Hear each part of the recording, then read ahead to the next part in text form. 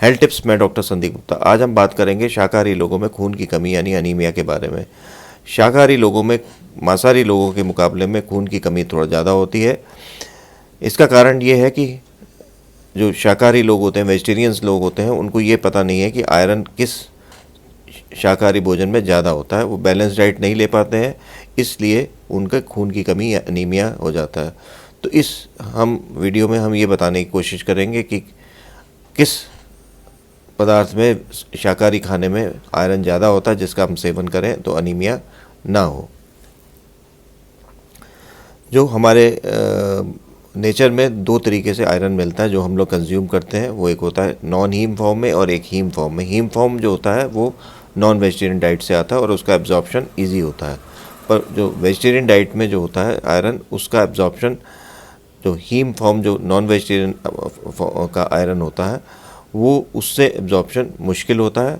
और अगर हम खाने के साथ में अगर हम दूध या कॉफ़ी ले लेते हैं तो उसका एब्जॉर्प्शन और भी नहीं होता है। तो ये ध्यान रखें कि खाने के साथ में अगर हम शाकाहारी खाना लेते हैं तो उसके साथ में चाय या कॉफ़ी या दूध नहीं लेना चाहिए। वो आयरन के एब्जॉर्प्शन को कम कर देता है। अब हम बात करेंगे किन किन खानों में आयरन ज़्यादा होता है जिससे उसको कंज्यूम करना चाहिए।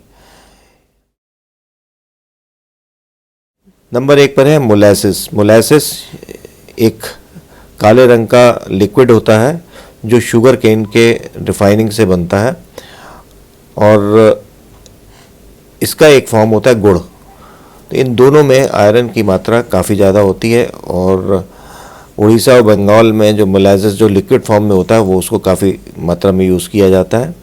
और गुड़ वगैरह जो नॉर्थ पार्ट है इसमें काफ़ी गुड़ यूज़ किया जाता है खाने के बाद में।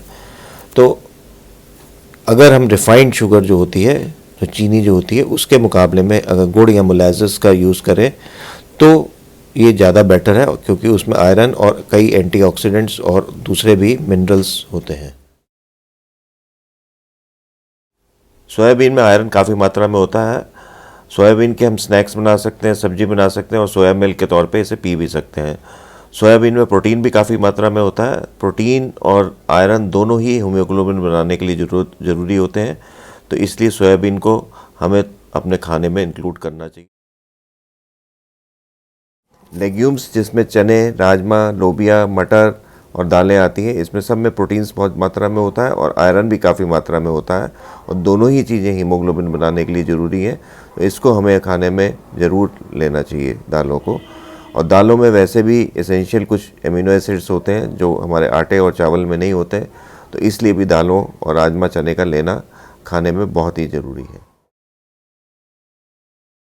ओट्स काफ़ी जगह पर नाश्ते में दूध के साथ यूज़ किया जाता है। ओट्स में काफ़ी मात्रा में प्रोटीन होता है और आयरन भी होता है। कई जगह पर आयरन जो है ओट्स में मिलाना कंपलसरी है, उसे फोर्टिफाई किया जाता है।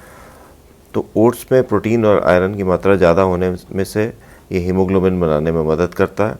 तो इसको हमें, ओट्स को, वेजिटेरियंस को हमें अपने खाने में इंक्लूड करना चाहिए, आयरन और प्रोटीन दोनों के लिए। कुछ तरह की मशरूम्स में आयरन काफ़ी मात्रा में होता है। मशरूम में प्रोटीन्स तो होते ही होते हैं। ये दोनों चीज़ें, आयरन और प्रोटीन, हीमोग्लोबिन को हमारे शरीर में बनाने के लिए बहुत ज़रूरी है। टोफू सोयाबीन मिल्क से बनने वाला एक भोज्य पदार्थ है जिसको हम सोयाबीन मिल्क को दही जमाकर उसके ब्लॉक्स प्रेस करके बनाते हैं और उसको पे खाने में इस्तेमाल करते हैं। इसमें बहुत ही मात्रा में प्रोटीन होता है और आयरन भी होता है। टोफू इंडिया में अवेलेबिलिटी ज़रा कम है, पर इसे ऑनलाइन अमेज़न वगैरह से आप खरीद सकते हैं। ड्राई फ्रूट्स यानी सूखे मेवों में भी आयरन काफ़ी मात्रा में होता है। इसमें सबसे ज़्यादा आयरन जो होता है वो किशमिश यानी जो अंगूर को सुखा के बनाई जाती है उसमें काफ़ी मात्रा में होता है आयरन। बाकी काजू, अखरोट, सूखी हुई अंजीर, इन सब में भी आयरन काफ़ी मात्रा में होता है। और ये आयरन के साथ साथ में इनमें मिनरल्स और ट्रेस एलिमेंट्स भी होते हैं।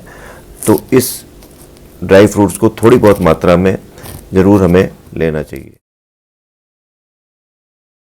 काफ़ी सारे फ्रूट्स में आयरन काफ़ी मात्रा में होता है। इनमें से फ्रूट्स हैं कुछ आलू बुखारा, खुमानी, काले अंगूर, अनार, शहतूत, सेब, इन सब में आयरन अच्छी मात्रा में होता है और इनका सेवन हमें करना चाहिए।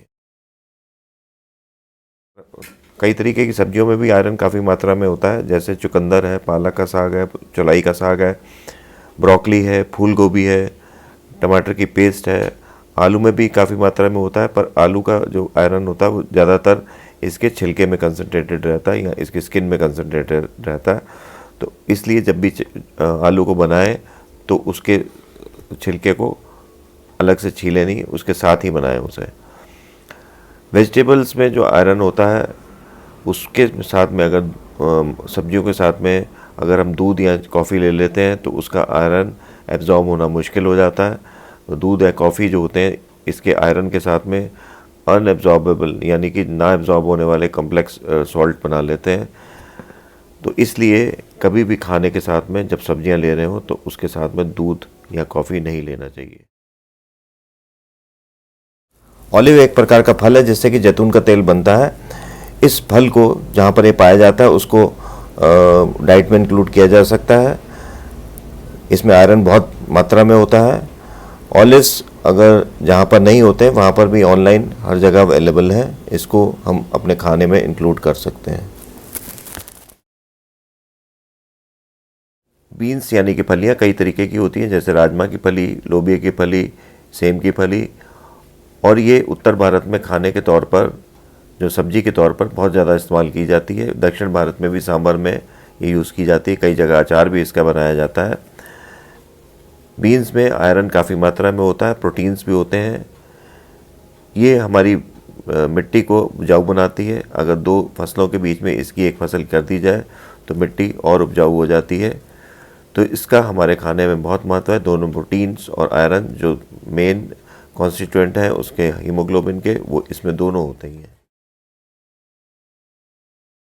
खजूर यानी डेट्स में आयरन काफ़ी मात्रा में होता है और इसको हम कई तरीके से अपने खाने में इस्तेमाल कर सकते हैं। इसको ऐसे ही फल के तौर पे इस्तेमाल कर सकते हैं, दूध में डाल के ले सकते हैं, इसका हलवा बना के ले सकते हैं।